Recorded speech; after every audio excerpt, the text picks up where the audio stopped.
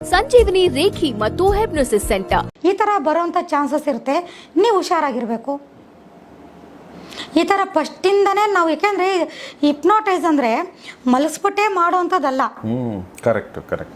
ನಾವು ಮೈಂಡನ್ನು ಯಾವ ರೀತಿ ನಾವು ನಮ್ಮಷ್ಟಕ್ಕೆ ನಾವೇ ಚೇಂಜ್ ಮಾಡ್ಕೊತಾ ಇರ್ತೀವೋ, ಅಥವಾ ನಮ್ಮ ಮೈಂಡನ್ನು ನಾವು ಕಂಟ್ರೋಲ್ ತಗೊತಾ ಇರ್ತೀವೋ, ಅಥವಾ ಮಕ್ಕಳ ಮೈಂಡನ್ನು ನಾವು ತಿದ್ದುತ್ತಾ ಇರ್ತೀವೋ, ಅದು ಸಹ ಒಂದು ಹಿಪ್ನೋಟೈಸೇ. ಎಕ್ಸಾಕ್ಟ್ಲಿ. ನಿಜವಾದ ಮಕ್ಕಳಿಗೆ ಹಿಪ್ನೋಟೈಸರ್ದು ತಂದೆ ತಾಯಿನೇ. Correct correct. ನಮ್ಮವರೆಗೂ ಬರೋ ಅವಶ್ಯಕತೆನೇ ಇಲ್ಲ. ಈಗಲಿಂದನೇ ಮಕ್ಕಳು ಪ್ರತಿಯೊಂದು ಕಾಯಿಲೆಯನ್ನು, ಪ್ರತಿಯೊಂದು ಸಮಸ್ಯೆಯನ್ನು ಮನೆಯಲ್ಲೇ ರೆಡಿ ಮಾಡ್ಬೋದು. ಆ ರೀತಿ ಪ್ರತಿಯೊಂದನ್ನು ನಾವು ತಪ್ಪಾಗಿದ್ದಾಗ ನಾವು ಎಲ್ಲವನ್ನ ಹೇಳ್ತಾ ಇದ್ರೆ ಅವ್ರ ಮೈಂಡ್ ಏನು ಮಾಡುತ್ತೆ ಅಂದರೆ ಪ್ರತಿಯೊಂದು ಟೈಮ್ಗೂ ಅದು ಒಳ್ಳೆಯದಾಗ ಕೆಟ್ಟದ ಅಂತ ಆಲೋಚನೆ ಮಾಡುತ್ತೆ ಮೈಂಡು. ಅದು ತುಂಬ ಮುಖ್ಯವಾಗಿರೋದು. ಇದು ದೊಡ್ಡವ್ರ ವಿಚಾರಕ್ಕೆ ಅಂತ ಬಂದಾಗ ಅಂದರೆ ಒಂದು ಅದನ್ನ ಇದು ಸಾರಿ ಡಿಸ್ಟರ್ಬ್ ಮಾಡ್ತಾ ಇದ್ದೀನಿ. ಮಕ್ಕಳ ಬಗ್ಗೆ ಹೇಳಿದಾಗ ನಂಗೆ ನೆನಪು ಬಂತು. ಮಕ್ಕಳು ತಪ್ಪು ಮಾಡಿದಾಗ ಕೆಲವೊಬ್ರು ಅಂತಾರೆ ಮಕ್ಕಳಲ್ವಾ ಅಂತಾರೆ. ಮಕ್ಕಳು ಅನ್ನೋದು ಹೌದು, ಅವ್ರು ತಪ್ಪು ಮಾಡೋದು ಸಹಜ. ಆದರೆ ತಪ್ಪು ಮಾಡಿದಕ್ಕೆ ನೀವು ತಿದ್ದೋದು ಕೂಡ ಅಷ್ಟೇ ಇಂಪಾರ್ಟೆಂಟ್ ಇರುತ್ತೆ. ಅದು ತುಂಬ ಇಂಪಾರ್ಟೆಂಟು. ಮಗು ಅದು ಮಾಡೋದು ಅದು ಮಾಡಲಿ, ಅದ್ರ ಪಾಡೋದು ಮಾಡಲಿ, ಮಾಡಿದ್ಮೇಲೆ ಹೇಳೋಣ ಹಿಂಗೆ ಮಾಡಬಾರ್ದಾಗಿತ್ತು ಚಿನ್ನ, ಇದರಿಂದ ಈ ಥರ ಆಯಿತು. ಹೌದು ಹೌದು ಹೌದು. ಏನೋ ಒಂದು ತಪ್ಪು ಶಬ್ದ ಬಳಸುತ್ತೆ, ಅಥವಾ ಸರಿಯಾದ ಶಬ್ದ ಬಳಸಲ್ಲ. ಕೆಲವೊಂದು ಸಲ ತಪ್ಪುಗಳು ಮಾತಾಡುತ್ತೆ. ಕೆಲವೊಂದು ಸಲ ಅಂದರೆ ಆ ಶಬ್ದನ ಸರಿಯಾದ ರೀತಿಯಲ್ಲಿ ಬಳಸಲ್ಲ. ಅವಾಗಲೂ ಕೂಡ ಮಕ್ಕಳಲ್ವಾ ಅಂತಂತಾರೆ ಕೆಲವೊಬ್ರು. ಇಲ್ಲ, ಮಕ್ಕಳೇ ಹೌದು. ಮಕ್ಕಳಿಗೆ ತಪ್ಪು ಮಾಡೋದು ಅವರ ಒಂದು ಹಕ್ಕು ಅಂತ ಅನ್ಕೊಳ್ಬೇಕಾದ್ರೆ, ಆದರೆ ತಿದ್ದೋದು ನಮ್ಮ ಕರ್ತವ್ಯ. ಸಿಂಪಲ್ಲು. ಈ ನೋಡಿ, ಇವಾಗ ನಾವು ತಿಂದು ಊಟ ತಟ್ಟೆ ಇಟ್ಟಿರ್ತೀವಿ, ಪಕ್ಕದಲ್ಲಿ ಒಂದು ಚಮ್ಮು ನೀರು ಇಟ್ಟಿರ್ತೀವಿ ಅಂದ್ಕೊಳ್ಳಿ. ಈಗ ಹೆಣ್ಮಗು ಅದು 9 ವರ್ಷನೋ 8 ವರ್ಷನೋ ಸೆಕೆಂಡ್ರಿ, ಅದು ಆ ತಟ್ಟೆನ ಒಂದು ಕೈಲಿ ಚೊಂಬ ಒಂದು ಕೈಲಿ ಎತ್ಕೊಂಡು ಹೋದಾಗ ಬೀಳಿಸುತ್ತೆ. ಅದು ನಮಗೂ ಗೊತ್ತು. ಬಿದ್ದಾಗ ಅದಕ್ಕೆ ಪಕ್ಕ ಗೊತ್ತಾಗುತ್ತೆ. ಯಾವುದೇ ಒಂದು ಮಗುಗೆ ಪ್ರಾಕ್ಟಿಕಲ್ ತುಂಬ ಇಂಪಾರ್ಟೆಂಟ್. ಯಾಕೆಂತಂದರೆ ಆ ಘಟನೆ ನಡೆಯೋಕ್ಕೆ ಮುಂಚೆ ಹೇಳಿದ್ರೆ ಅದು ಅಷ್ಟು ಅರ್ಥ ಆಗಲ್ಲ. ನಾವು ಹೇಳ್ತಿದ್ದಲ್ಲ, ಮಗು ಅದಕ್ಕೆ ಅರ್ಥ ಆಗಲ್ಲ. ಅದು ಬೀಳಿಸಿದಾಗ ನಾವು ಹೇಳಬೇಕು, ನೋಡು ಎರಡೂ ಒಂದೇ ಸಲ ಎತ್ಕೊಂಡ್ರೆ ಈ ಥರ ಬೀಳಿಸ್ತೀಯಾ, ಒಂದೊಂದಾಗಿ ತಗೊಂಡೋಗಿ ಇಡಬೇಕು ಅಂದಾಗ ಅದು ನಾಳೆ ಏನು ಮಾಡುತ್ತೆ, ತುಂಬ ವ್ಯಾಲ್ಯೂಬಲ್ ವಸ್ತುಗಳನ್ನು ನಾವೇನಾದರೂ ಈಗ ಮೊಬೈಲು ತುಂಬ ಏನಾದರೂ ಇದೇನೋ ಓಕೆ ಗಾಜಿನ ಲೋಟ ಆ ಥರ ಇದ್ದಾಗ ಅವಾಗ ಅದು ಯೋಚನೆ ಮಾಡುತ್ತೆ, ಇದು ಒಂದೊಂದೇ ನೀಟಾಗಿ ತಗೊಂಡೋಗಿ ಇಡಬೇಕು. ಅಂದರೆ ನಾವು ಮಕ್ಕಳನ್ನು ಅವರು ತೀಟೆ ಮಾಡೋಕ್ಕೆ ಅಥವಾ ಅವರು ತಪ್ಪು ಮಾಡೋಕ್ಕೆ ಅವ್ರ ಪಾಡಿಗೆ ಅವ್ರನ್ನ ಬಿಟ್ಟರೂ ಸಹ ನೆಕ್ಸ್ಟ್ ನಾವು ಹೇಳಿದಾಗ ಅರ್ಥ. ಈಗ ಸೈಕಲ್ ತುಳಿವ, ಸೈಕಲ್ ಹಿಂಗೆ ಹೋಗ್ಬೇಡವೋ, ಫಾಸ್ಟಾಗಿ ಹೋಗ್ಬೇಡವೋ, ಬಿದ್ದೋಕೆ ಅಂತ ನೀವು ಸತಿ ಹೇಳಿ ಅದು ಕೇಳಲ್ಲ. ಅವ್ರು ಒಂದು ಸತಿ ಬಿದ್ದುಬಿಟ್ಟು ಕಾಲೇಟ್ ಮಾಡ್ಕೊಂಡು ಒಂದು ವಾರ ಮಲಗಲಿ ಕೇಳ್ತಾರೆ. ಯಾಕೆಂದರೆ ಸಬ್ಕಾನ್ಷಿಯಸ್ ಮೈಂಡ್ ಹಾಗೇನೆ. ಅದಕ್ಕೆ ಒಳ್ಳೇದಾಗಲಿ ಕೆಟ್ಟದಾಗಲಿ ಅದ ಮೇಲೆ ಪ್ರಭಾವ ಬೀರ್ತಾ ಇರಬೇಕು. ಅದಕ್ಕೆ ಪದೇ ಹೇಳೋದೇ ಹಿಪ್ನೋಟೈಸ್, ಬೇರೆ ಇನ್ನೇನೂ ಅಲ್ಲ. ಹಿಪ್ನೋಟೈಸ್ ಅಂದರೆ ಹೇಳಿರೋ ಮಾತನ್ನೇ ಪದೇ ಹೇಳೋದೇ ಹಿಪ್ನೋಟೈಸ್.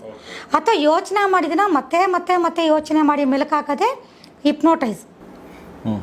ಅಂದರೆ ನಾವು ಒಳ್ಳೆ ರೀತಿಲಿ ಹಿಪ್ನೋಟೈಸ್ ಮಾಡಿ ಒಳ್ಳೆ ವಿಷಯನ ಮೈಂಡ್ಗೆ ಹಾಕಿ ರೆಕಾರ್ಡ್ ಮಾಡಿ ಕೊಡೋದು ಅದಕ್ಕೋಸ್ಕರ. ಆ ಥರ ಆಯಿತು. ಈಗ ಒಂದು 15 ವರ್ಷ, ಒಂದು 17-18 ವರ್ಷಕ್ಕೆ ಹೋದಾಗ ಅದು 14 ವರ್ಷದಿಂದನೇ ಆಲ್ಮೋಸ್ಟ್ ಹಾರ್ಮೋನ್ಸು ಬೇಕಾದಷ್ಟು ಏರುಪೇರು ಆಗ್ತಾ ಇರುತ್ತೆ. ಅದು ನಮ್ಮ ದೇಹದಲ್ಲೇ ಮಕ್ಕಳಿಗೆ ಬೇರೆ ಕಡೆ ಗಮನಗಳು ಹರಿತಾ ಇರುತ್ತೆ, ಬೇರೆ ಕಡೆ ಗಮನ ಹೋಗ್ತಾ ಇರುತ್ತೆ. ನಿಜವಾಗ್ಲೀಗ ಮುಖ್ಯವಾಗಿ ಈ ಒಂದು ಚಾನಲ್ ನೋಡಿ ಜನ ಎಷ್ಟು ಚೇಂಜ್ ಆಗಿದ್ದಾರೆ ಅಂದರೆ, ಮೊದಲು ನಾವು ಎಲ್ಲ ಕಡೆ ನಾವು 1 ಮಿನಿಟ್ ಹ್ಯಾಡು ಆ ಥರ ಎಲ್ಲ ನಾನು ಮೊದಲು ಕೊಡ್ತಾ ಇದ್ದಾಗ ನೋಡ್ತಾಯಿದ್ರು ಒಂದೇ ಮತ್ತೆ ನಮ್ಗೆ ಈ ಥರ ಕಾಯಿಲೆ ಇದೆ, ಕ್ಲಿಯರ್ ಮಾಡಿಕೊಡಿ, ನೀವು ರೇಖೆ ಹೇಳ್ಕೊಡ್ತೀರೋ ನೀವು ಇನ್ನೊಂದು ಮಾಡ್ತೀರೋ, ಅದನ್ನು ಯಾರೂ ಕೇಳ್ತಾ ಇರಲಿಲ್ಲ. ಬಟ್ ಹೀಗಾಗಲ್ಲ. ಅವ್ರಿಗಿನ್ನೂ ಪ್ರಾಬ್ಲಮ್ ಲೈಟ್ ಒಂದು 10% ಗೊತ್ತಾಗ್ತದಂಗೆ ನಾನು ಕಾಲ್ ಮಾಡ್ತಾ ಇದ್ದಾರೆ, ಈ ಥರ ಪ್ರಾಬ್ಲಮ್ ಇದೆ ಮೇಡಮ್. ಅದು ಹೆಚ್ಚಾಗ್ದಂಗೆ ನಾವೇನು ಮಾಡ್ಕೋಬೇಕು, ನಾವು ಯಾವ ರೀತಿ ನಾವು ನಿಮ್ಮ ಹತ್ರ ಬಂದು ಕಾಂಟ್ಯಾಕ್ಟ್ ಮಾಡಬೇಕು ಅನ್ನೋ ಮಟ್ಟಕ್ಕೆ ಈ ಚಾನಲಿಂದ ಜನ ಮೈಂಡ್ ಬೆಳವಣಿಗೆ ಆಗ್ತಾಯಿದೆ.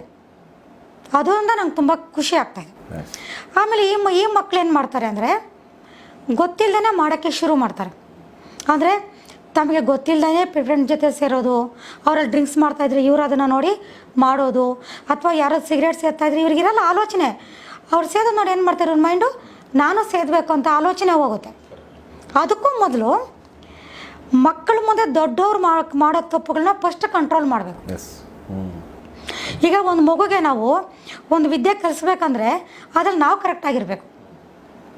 ನಾವು ಹೆಂಗಂದ್ರೆ ಹಂಗೆ ಕೂತ್ಕೊಂಡು, ನಾವು ಹೆಂಗಂದ್ರೆ ಹಂಗೆ ನಿಂತ್ಕೊಂಡು, ನಾವು ಹೆಂಗಂದ್ರೆ ಹಂಗೆ ತಿನ್ಕೊಂಡು, ಹೆಂಗಂಗೆ ಇದು ಮಗುಗೆ ಏನು ಹೇಳ್ಕೊಡ್ತೀವಿ, ನಾವೇ ತಿನ್ನೋವಾಗ ಲಚ ಪಚ ಅಂತ ತಿನ್ಕೊಂಡು ನೀರು ಕುಡ್ಕೊಂಡು ನಾವು ಹತ್ರ ಅಸಹ್ಯವಾಗಿ ತಿಂತಾಯಿದ್ರೆ ಆ ಮಗು ಏನು ಕಲಿಯುತ್ತೆ? ಅದು ಇದೆಲ್ಲ ಹಿಪ್ನೋಟೈಸೇನೆ. ನಮ್ಮ ಮೈಂಡಿಗೆ ಏನೇ ಸಜೆಷನನ್ನು ಕೊಡ್ತೀವೋ ಇದೆಲ್ಲ ಹಿಪ್ನೋಟೈಸೇನೆ, ಬೇರೆ ಇದೆಲ್ಲ ಏನೂ ಅಲ್ಲ. ಇದೆಲ್ಲವೂ ಹಿಪ್ನೋಟೈಸೇ. ಆ ಮಕ್ಕಳಿಗೆ ಫಸ್ಟೇ ಆ ವಾತಾವರಣದಲ್ಲಿ ನಾವು ಹತ್ರ ಇದು ಮಾಡ್ತಾ ಇರಬೇಕು. ಈಗ ಒಂದು ಮೂವಿ ನೋಡಿ ಸಿಗರೇಟ್ ಕುಡಿತಾ ಇರ್ತಾರ, ನೆಕ್ಸ್ಟ್ ಹೇಳಬೇಕು ರಾಜ್ಕುಮಾರ್ ಮೂವಿ ನೋಡಿ ನೀನು, ಆ ಟೈಮಲ್ಲಿ ರಾಜ್ಕುಮಾರ್ ಒಂದು ಫಿಲಮಲ್ಲಿ ಸಿಗರೇಟ್ ಕುಡಿದಾರ ಅಂತ ನೋಡು, ರಾಜ್ಕುಮಾರ್ ಅವರು ಒಂದು ಫಿಲಮಲ್ಲಿ ಅದು ಡ್ರಿಂಕ್ಸ್ ಮಾಡಿದಾರ ಅಂತ ನೋಡು, ಅಥವಾ ರಾಜ್ಕುಮಾರ್ ಒಂದು ಫಿಲಮಲ್ಲಿ ಏನೋ ತಪ್ಪು ಮಾಡಿದಾರ ಅಂತ ನೋಡು. ಆ ಥರವನ್ನು ನಾವು ಮಕ್ಕಳ ಮೈಂಡಿಗೆ ತುಂಬಬೇಕು. ಇವ್ರು ಈ ಥರ ಎಲ್ಲ ಮಾಡ್ತಾ ಇದ್ದಾರೆ, ಅದೆಲ್ಲ ತಪ್ಪು. ಅದು ಮೂವಿ ನೋಡೋಕ್ಕಷ್ಟೇ ಚೆನ್ನಾಗಿರುತ್ತೆ ಅಷ್ಟೇ, ನಿಜ ಜೀವನದಲ್ಲಿ ಅದು ಚೆನ್ನಾಗಿರಲ್ಲ. ಅದೇ ನಾವು ಅಲ್ಲಿಂದಲ್ಲಿಗೆ ಅವ್ರಿಗೆ ಅರ್ಥ ಹೇಳ್ಬಿಡ್ಬೇಕು ನಾವು. ಮತ್ತು ಕೆಟ್ಟವ್ರ ಸಹವಾಸ ಮಾಡೋದು. ಈಗ ಮದುವೆ ಆಗಿರೋ ವ್ಯಕ್ತಿಗಳು ಅಷ್ಟೇ. ಈಗ ಇವರು ಎಲ್ಲ ಕರೆಕ್ಟಾಗಿ ಇರ್ತಾರೆ, ಯಾರೋ ಫ್ರೆಂಡ್ಸು ಡ್ರಿಂಕ್ಸ್ ಮಾಡೋಣ ಬಂದರೆ ಅವ್ರ ಜೊತೆ ಹೋಗೋದು, ಡ್ರಿಂಕ್ಸ್ ಮಾಡೋದು. ಒಂದು ದಿನ ಏನೋ ಜಾಲಿಗೆ ಅಂತಾಗಿದ್ದು ಬರ್ತಾ ಬರ್ತಾ ಬರ್ತಾ ಅದೇ ಕಂಟಿನ್ಯೂ ಆಗೋದು. ಅಂದರೆ ನಮ್ಮ ಸಬ್ಕಾನ್ಷಿಯಸ್ ಮೈಂಡು ಇದೇನೋ ಇವತ್ತು ಅವನಿಗೆ ಏನೋ ಅವನಿಗೆ ಪ್ರಮೋಷನ್ ಸಿಕ್ತು, ಇವತ್ತು ಅವ್ನು ಪಾರ್ಟಿ ಕೊಡಿಸೋದನೆ, ಇಲ್ಲ ಒಂದು ಬರ್ತ್ಡೇ ಇದೆ ಪಾರ್ಟಿ ಕೊಡಿಸೋದನೆ, ಅದು ಇವತ್ತಿಗೆ ಲಾಸ್ಟ್ ಮಾಡಬೇಕು ಅಂತ ನಮ್ಮ ಸಬ್ಕಾನ್ಷಿಯಸ್ ಮೈಂಡು ಡಿಸೈಡ್ ಮಾಡಿದ್ರೆ ಓಕೆ. ಅದನ್ನು ನಾವು ನೆಗೆಟಿವ್ ಆಗಿ ತೊಗೊಂಡು ಇವತ್ತು ಕುಡಿದ್ವಿ ಚೆನ್ನಾಗಿತ್ತು, ಮನೆಗೆ ಹೋಗಿ ಹೆಂಡತಿ ಏನಂದಿಲ್ಲ, ಇನ್ನೊಂದು ವಾರ ಬಿಟ್ಟು ಕುಡ್ಕೊಂಡು ಹೋಗೋದು, ಮತ್ತು ನೆಕ್ಸ್ಟ್ ವಾರ ಬಿಟ್ಟು ಕುಡ್ದು ಅನ್ನೋದು ವಾರದಲ್ಲಿ 2 ಸಲ ಕುಡ್ಕೊಂಡು ಬರೋದು. ಈ ಥರ ಎಲ್ಲ ಆದಾಗ ಏನಾಗುತ್ತೆ ಅಂದರೆ ಪ್ರಾಬ್ಲಮ್ಸು ಜಾಸ್ತಿ ಆಗುತ್ತೆ. ಇದನ್ನು ಮಾತಲ್ಲೇ ನಾವು ಹೇಳಿ ನೋಡಬೇಕು. ಫಸ್ಟ್ ದಿನ ಕುಡ್ಕೊಂಬಂದಾಗ ಹೇಳಬೇಕು, ನೀನು ಬರ್ತ್ಡೇ ಅಂತಾನೆ ಇನ್ನೊಂದು ಅಂತಾನೋ ನಿನಗೆ ಕುಡಿದಿದೆಯಾ ಓಕೆ, ಇದು ಇಷ್ಟಕ್ಕೆ ಎಂಡ್ ಆಗಬೇಕು.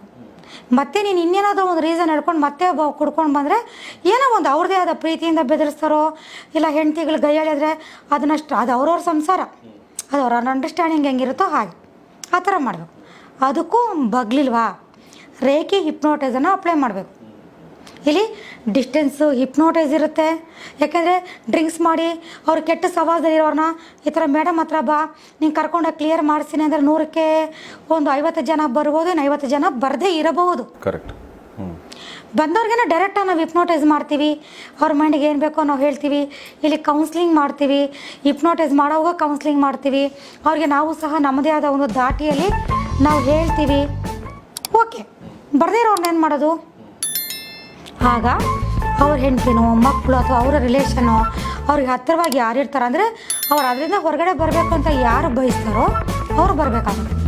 ಅವ್ರು ಬಂದು ಅವ್ರು ಹಿಪ್ನೋಟೈಸನ್ನು ಒಂದು ವೇಳೆ ಹಿಪ್ನೋಟೈಸ್ ಸ್ಟೇಜ್ಗೆ ಹೋದರೆ ಅವ್ರದ್ದು ನೆಗೆಟಿವ್ಸ್ ಇದೆಯಾ, ಇಲ್ಲ ಪೂರ್ವ ಜನ್ಮದಲ್ಲಿ ಈ ಥರ ಪ್ರಾಬ್ಲಮ್ಸ್ ಇತ್ತಾ, ಅಥವಾ ಅವ್ರಿಗೆ ಇನ್ನೇನಾದ್ರೂ ಬೇರೆ ಮೈಂಡು ಅಪ್ಸೆಟ್ ಮಾಡ್ಕೊಂಡು ಡ್ರಿಂಕ್ಸ್ ಮಾಡ್ತಾ ಇದ್ದಾರಾ ಏನು ಅಂತ ನೋಡ್ಬೋದು, ಗೊತ್ತಾಗುತ್ತೆ.